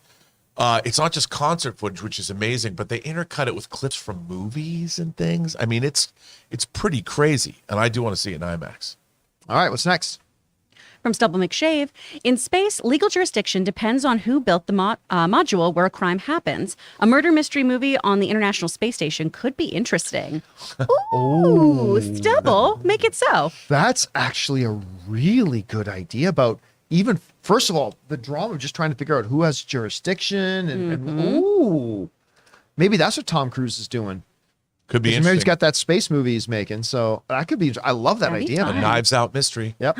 What's next? Seconds from Disaster, whatever happened to the benefactor from Ant-Man 2? Do you think he could be the only one trying to get She-Hulk's blood? Oh God, I could be can't the even one. remember. Yeah, I don't. Because you had Walton Goggins, Mm-hmm. right? And I can't, was he the guy or was he working for somebody else? I can't, I think he was working for somebody else. now it's been a while since I've watched Ant-Man 2. I can't remember exactly. You know what? I wouldn't put it past him to do some tie-ins like that, but it says I can't remember off the top of my head. So I have to take a pass on for right now. All right, what's next? From James Wheeler, sending in a $50 super chat. Oh my God, thank you, James. Hello, everyone. Concerning MCU relationships, which is better, Druig and Makari or Wenwu and Lee? Oh my God. Well, listen, Wenwu actually had a relationship and it turned to a marriage. I think we all just ship Druig and Makari. They never actually had their relationship. Right. But that is one of the, seriously, that is one of the sweetest, prettiest, tenderest, beautiful potential relationships in any movie, not just a comic book movie. That's seen along Makari and Druig, but I mean, what Wenwu's love for his wife drove him to do is just like, it was a love that completely changed the man and then drove him to madness when he lost her. I mean, so that is stunningly beautiful. And that, I'm sorry, but that, F everybody. Shang-Chi is a top 5 MCU movie. Okay, that opening when they're telling the story of Wenwu meeting his wife for the first time and the music that bum, ba-da-ba-da-ba, is playing as they fight each other and this courtship is happening in the fight. It's a brilliant film and I love that love story. I love that. I'm love right story. there with you, and Tony Lung could do no wrong. Oh, Very he's so true. good in it too. I mean, if you haven't seen Wong Kar-wai's The Mood for Love, what is stopping you, man? Check it out. All right, what's next? From John Wilbacher, one of 14,000. 14. Just checking possible futures to find out the one where Blood and Honey outperforms Top Gun Maverick at the box office. This isn't it, is it? I mean, this No, is the darkest John. timeline, maybe. Maybe it is. I don't know. All it takes is some weird online influencer to say something and it becomes unvogue. I mean, no, not really, but I am so, listen, Winnie the Pooh Blood and Honey is probably going to be one of the worst things ever put to screen. But I would be lying to you if I didn't tell you I'm dying to watch this movie. I cannot wait to watch this. I am so excited just by the idea of what it is that I can't wait. I hope it's the next Vanilla Ice as Cool as Ice. Oh, no. That's what I hope it is. That good? Really? You That hated good. much? Whoa. Blood and money? Blood and money. All right, what's next? From Edgar Magnum. You guys see there may be a Friday the 13th movie coming out next year? Is the lawsuit over with? I think I heard, listen, there was like a lot of complicated lawsuits. There are various stages and different things that need to be litigated. Like with Friday the 13th, there wasn't like one issue that had to be litigated. I think there was a litany of things they had to go through and get litigated out. And I remember hearing last year sometime that a chunk of it got settled and there was still some more to do.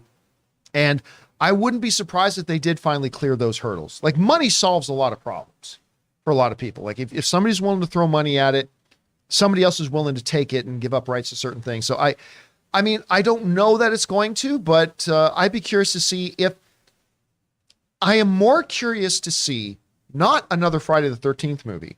I am more curious to see whether or not the audience cares about another Friday the 13th movie. And I'm not saying they won't. I'm saying I'm fascinated to find out if the audience even cares about Friday the 13th anymore. You know, I'll tell you something. With that lawsuit, it's all about who owns the rights. You know, the rights to Friday the 13th. And there's different types of rights. And the original writer, I believe, won and got the rights back. But the problem is the original writer did not create our killer Jason Voorhees as we know him. He created Mrs. Voorhees, and I know that there was plans afoot to lean into that sort of. But the problem is Sean Cunningham, the producer and who directed the first film, owns the Jason in a hockey mask because he didn't show up. He had a bag on his head in part 2, but in part 3. So it's a very weird fascinating rights situation. So who knows? But like you said, John, do we really need another Friday the 13th movie? I just don't know if there I just don't know if there's an audience for it. Absolutely. I just don't know if there's an audience for it right now. I mean, he went to space already. You can't build up to it anymore. He's already been there. All right. What's next? From Joel, do you remember the scene in Game of Thrones where Joffrey was talking to Marjorie about Rhaenyra dying by her uncle's dragon? Well, I mean, it's been shared all over. I mean, clips of it have been shared like crazy. So, of course, in the clip, you see Joffrey take her to the tomb and saying, "This is where Rhaenyra, she was murdered by her brother, or should I say his dragon.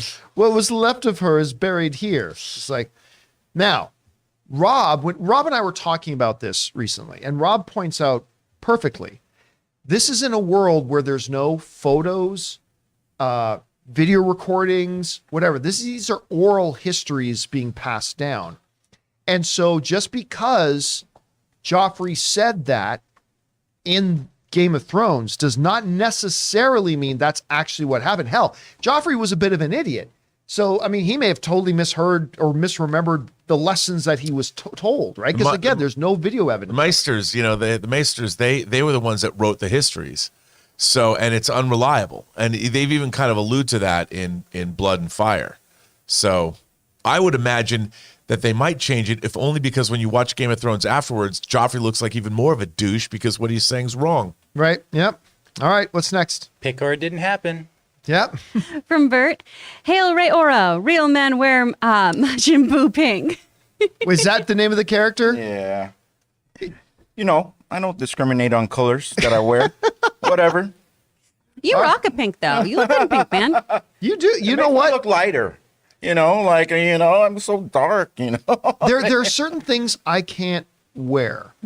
And like pink, I can't get away with it. Ray wears pink, it looks great. Think that. It's all in everyone's head that they can't pull off something. Put on something nice, walk out there with their chest out, confident, and you'll be fine. No, it's just like our brain is talking to us saying everyone's, you know, laughing at me, but They're all gonna laugh at no you. one cares about you. No one cares about us. like Nobody tattoos, cares right? about Like us that much. I admire a lot of tattoos on people. I can't get away with it. Like I even got like a 2-month temporary tattoo recently, just to see if I think I could. And I can't get away with it. Like it just doesn't work on me. I don't know.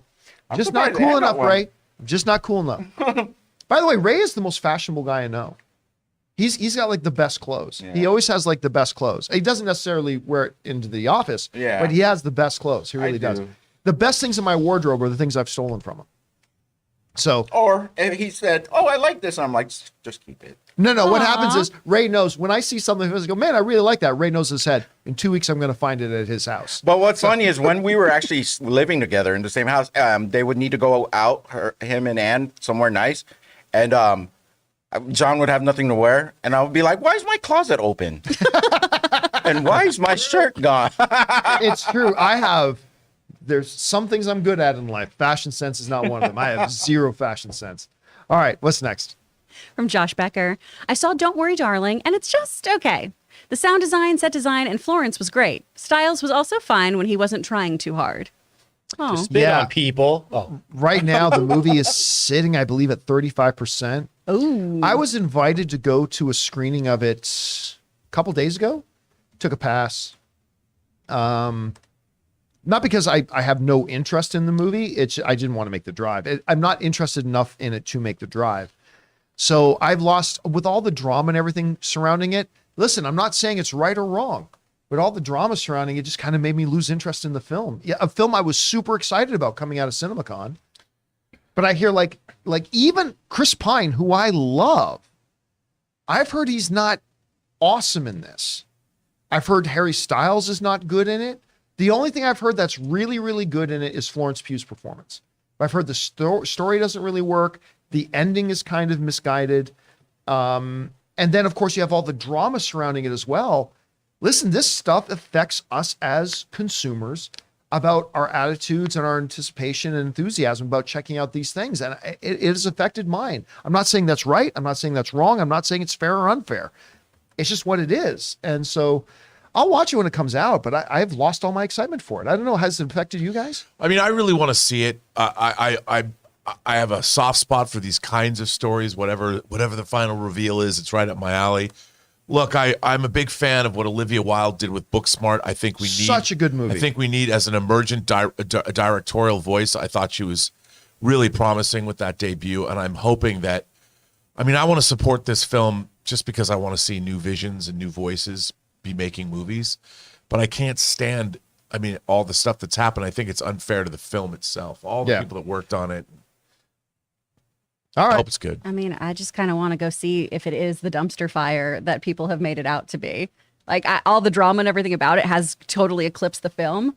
But now I am a little intrigued about just how that all factored into the end product. Yeah, we'll see. All right, what's next? From Tim Platt, John, Ted Lasso is going to be in the FIFA 23 video game. We were Yeah, I just saw talking this. about I got wind of this last night. So for those of you who don't know, the FIFA 23 is coming out, the video game. And not only is Ted Lasso, I mean, that's a cool thing that Ted Lasso, but the actual Richmond team is going to be a playable team in the game. That's brilliant marketing. Yeah, That it is really is. brilliant marketing on their part. I think you're going to get people who do not every year go out and buy a FIFA game are going to go out and get a FIFA game this year just because they want to play. They want to have Ted Lasso as their coach on the sideline. What if they make the downloadable content the Wrexham team? Wrexham versus Ted Lasso. Well, here's the thing: Wrexham is a team. Oh, in- they might Yeah. be in the game. I mean, They're a real you team. The theoretically Dragons could are have real. if you get down to that level of the league. I mean, they could have them in there. It's possible. All right, what's next? From Bames John. John, do you reckon your Pats can get a wild card this season? Nope. The Bills look unstoppable, and the Dolphins, of all teams, apparently look good too. Tell you what, I've had some Dolphin fans that I know that have just been saying for a bit now, Tua just needs a legit number one receiver. And I've been skeptical of that. But now they went out and they got him a number one receiver that has spread the field out and spread the defense out a lot more. And I'll tell you what, that dude threw for 6 touchdowns, 400 plus yards the other day. Tua looks like he could be for real. Now, again, just a couple of games, we'll see. My Pats are going nowhere fast this year. They're going nowhere fast. And by the way, I don't understand how stupid some football fans are. So like Ann and I go to a Rams game the other day, right? So we put on some Rams gear and go, and like I put up a picture of that and then people go, John, I thought you were a Pats fan. I'm sorry, are the Patriots playing today? Are the Patriots playing at the game I'm going to? No? Then what the fuck are you talking about? I enjoy football. Yes, Pats are my number one favorite team, and they suck right now. But if I'm going, guess what? If I go to a Buffalo game, I've been a fan of Buffalo for a long time, and they're not playing the Patriots, I'm probably going to be going and cheering for them. I live in the LA area. If I'm going to a Rams game and they're not playing either the Buffalo Bills or the New England Patriots, or right now, because I love Tom Brady, the Buccaneers, I'm going to go and I'm going to sport some Rams gear and go and cheer for the Rams. It's not like, what do you think NFL fans are? Like, you watch your team, and if your team's not playing, you don't watch football? It's a ridiculous thought to me. I have a question on that because I don't know sports well. I mean, that just seems like it's bad form if you show up in a team that's not playing. It seems like you're trying to be an instigator of sorts then of like, fuck both these teams. Well, let's see, I don't mind that. Like, and I don't when we go understand. to games, sometimes we'll see people like the Rams will be playing somebody, and some guy will show up in a 49ers jersey. Okay. Raiders jersey. Or a most Raiders likely. jersey, right? But the Raiders, Raiders you aren't see them playing. everywhere. Okay. And I would say like, that makes no sense. And I'd say to him, well, no, you understand, like, if they don't have Rams gear or whatever, people are coming to an NFL game. And it's like going to Comic-Con. Sometimes people want to go, they want to get dressed up. People wearing jerseys is cosplay. All right? That's what you got to get. People wearing is very jerseys. That's why when I hear some sports fans make fun of people go to Comic-Con, look at them dressing up. I'm sorry. I went with you to a Bills game and I saw you put the fucking paint on your face and I saw you putting on the jerseys. Are you on the Buffalo Bills? Did I miss something? Did you sign some contract I wasn't aware of? No? Then you're cosplaying. Well, and the reverse too, because I know sometimes people in the geek sphere will be like, these idiots cheering for a team. Yeah, it's like, I'm sorry. Guys, Didn't we can you all line just up enjoy what we 36 enjoy. hours to watch a freaking Yeah. Avengers movie? We can all enjoy It's everything. just all fandom. Plus, John, I mean, like, I'm from Seattle. My heart, I grew up in Seattle. I was there when the Seahawks were an expansion team with the Tampa Bay Buccaneers. But I live in LA for a long period of time, and I watched some friends of mine help the Los Angeles Rams become the new Los Angeles Rams, bring them back to town, actively get that SoFi Stadium built, and when they win the Super Bowl, how can you not live in Los Angeles and be also a fan of the team that is in the town that you are a citizen of? Doesn't mean you can't have another team that you prefer. Right. And if they come to town, you'll probably cheer for that team instead. But again, the whole cosplay thing, the biggest cosplay events in the world is not Comic-Con, it's not an anime fest. The biggest cosplay events in the world are professional sports games.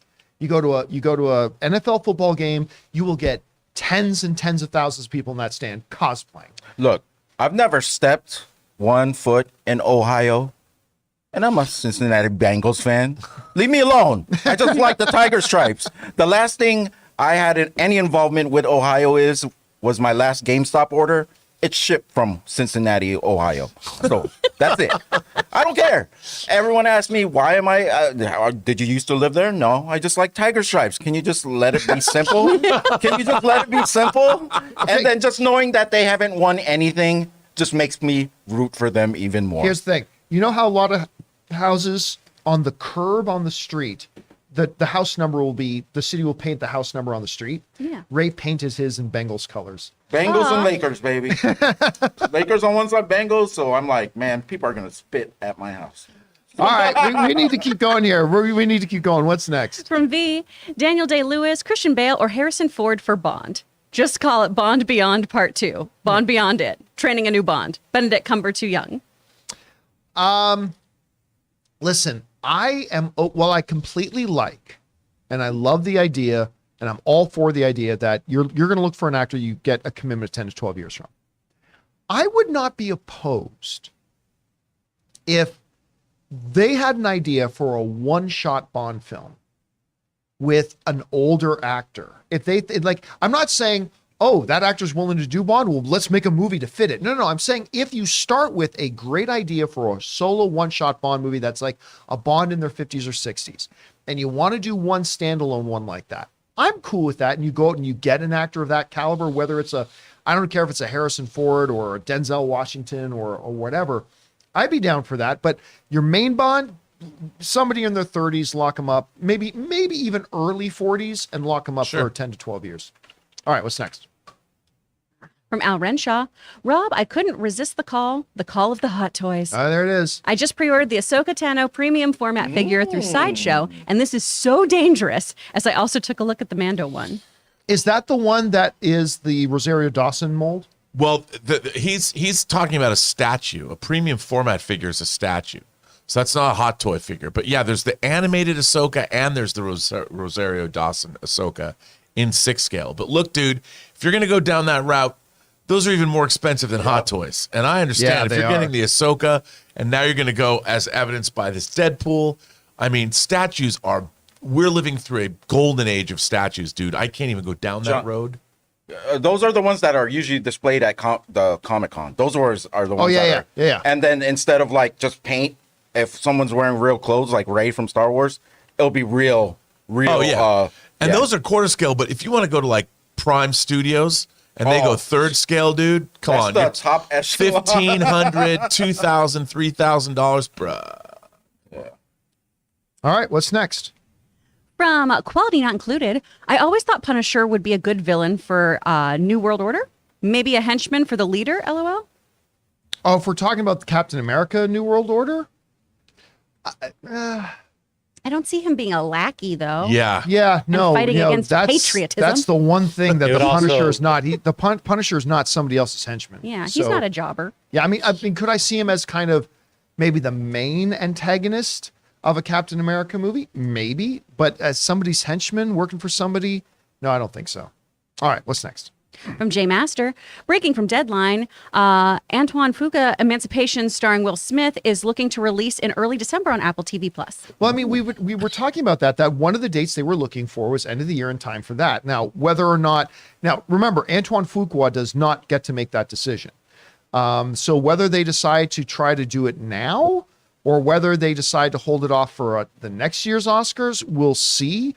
But it's going to be a coin toss. I mean, we'll see what happens. I mean, I'm looking forward to seeing it. I've been I am excited too. for this movie ever since they announced it. So let's see what happens.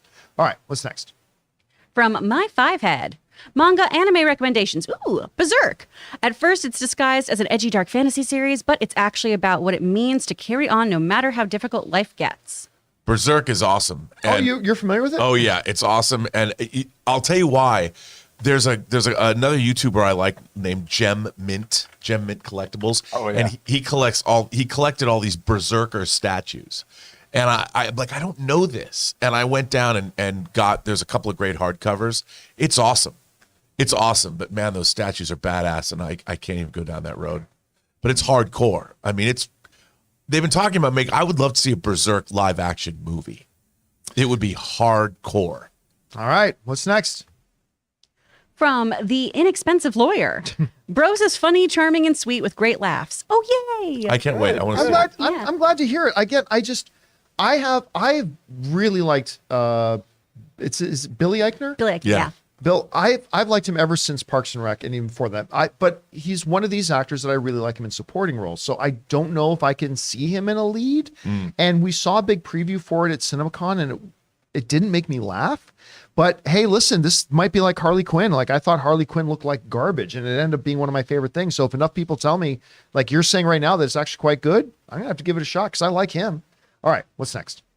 From Edgar Magna, news on Scarface. Oh, I haven't heard anything new on that Yeah, front for a in while. a long It's a time. movie modern. with Al Pacino. Well, no, we're talking about Paul the new Muni. one. It's No, Paul no. Muni, the original. Yeah, I haven't heard anything new about it for a while. I mean, Yeah. I've not heard that it's been canceled or anything like that, but it might just be still in development. I'm not really sure. All right, what's next? From Ulatan, Superman appears before Black Adam. Each throw a punch. Scene pauses before any punch lands. Fades to black. Eye of the Tiger plays to end credits. And then we got to wait till 15 years later when somebody asks, so who won that fight? He did. So yeah, maybe we'll have to wait to find that out. I do hope he pops up in there, but I'm not going to let myself believe it anymore. I just hope Black Adam goes like Apollo Creed. Ding, ding. I love that. All right, what's next? From Fernando Rodriguez, we need a physical media segment. No, we don't. Rob has a whole show about physical media. I do. Sundays at 11. All right, what's next? From Suthius, y'all, I'm sad. Eagle Moss is no more. Filed for bankruptcy, I believe. I had one pre-order queued up for the USS Stargazer. I hope it comes. Dude, don't even talk to me. What is Eagle Moss? Eagle Moss is a British collectibles company, and they had all different licenses, but they have been putting out for the last 10 years a Star Trek ships collection, both small versions, bigger versions, and then they have a Partworks version of the Enterprise D that was like this big.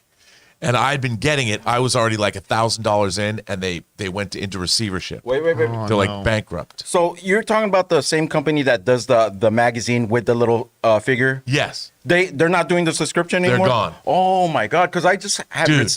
I received Stone Cold and Alexa Bliss from their WWE like subscription.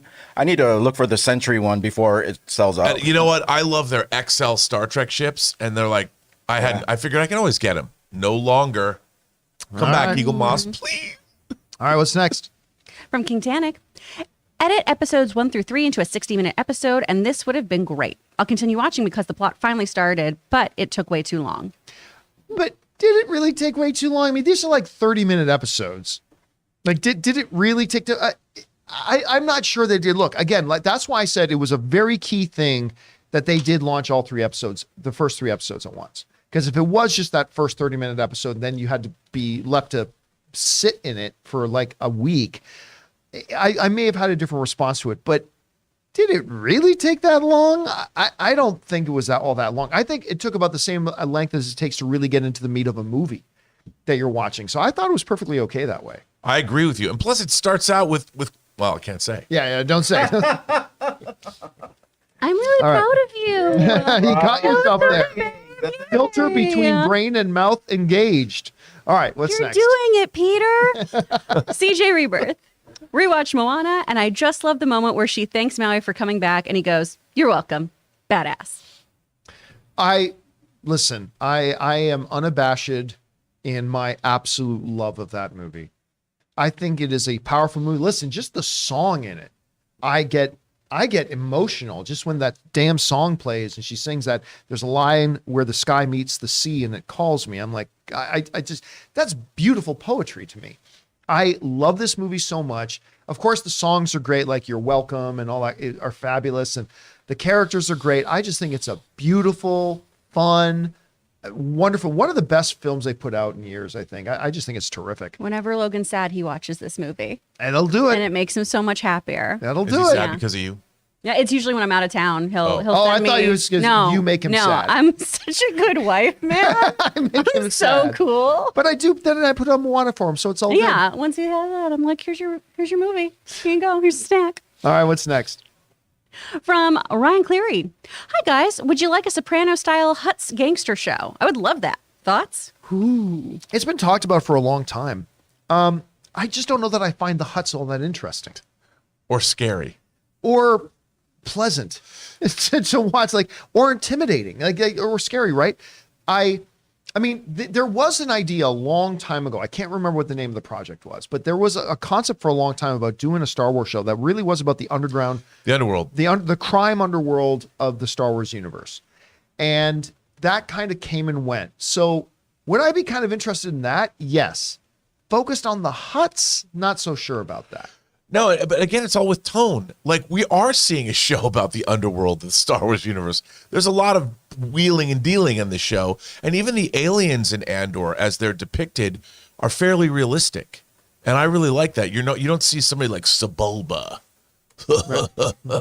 I mean, yeah. Hey man, when I was playing Pod Racer for the N64, I was all about, Ben Quadneros and Sebulba and all that. That was that cool. game was actually real fun. Remember the arcade one Oh, dude, where the thing moved?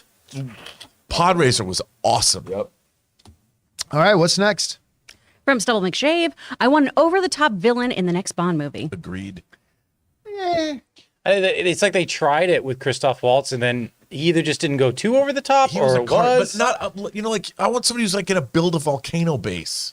He doesn't have to be like, They don't sort know of that did that that in the works last anymore. one. I don't know. I think they can make it work. I mean, they did do that in the last one. Wasn't that literally in a volcano? Do you expect me to talk? No, Mr. Bond, I expect you to die. Yeah, those bases So were, yeah. good. No. All right, what's next? And we're ending with support from Andy. So thanks, Andy. Thank you so much, Andy. And guys, that'll do it for today's installment of the John Campea Show. Thank you so much for being here and making this show part of your day. Big special thank you to all of you guys who sent in those super chats. Number one, because you gave us great fun things to talk about. But number two, you supported this channel as you did it. And all of us involved with the John Campea Show, thank you guys so very much for that support. Once again, don't forget at 3 p.m. Pacific time today, we have our first Andor after show going into all the details about it. We hope you will come and join us for that discussion. And of course, join us again for the John Campea Show tomorrow. Hey guys, also do us a favor. If you've not done so yet, click on that subscribe button, become a subscriber to the channel. Also, make sure you click the thumbs up button, leave a comment down below. All that type of engagement stuff helps. Hell, even click the thumbs down button if you want. That engagement actually helps our algorithm. It really does. So whatever you guys think, go ahead and contribute. I want to thank everybody in the room with me. Of course, we've got Mr. Robert Meyer Burnett. Right beside him was the wonderful Chris Carr. Always awesome back there. Ray Ora, and of course, running the show, producer Jonathan Boyko. That'll do it for us, guys. My name's John Campea, and until next time, my friends, bye-bye.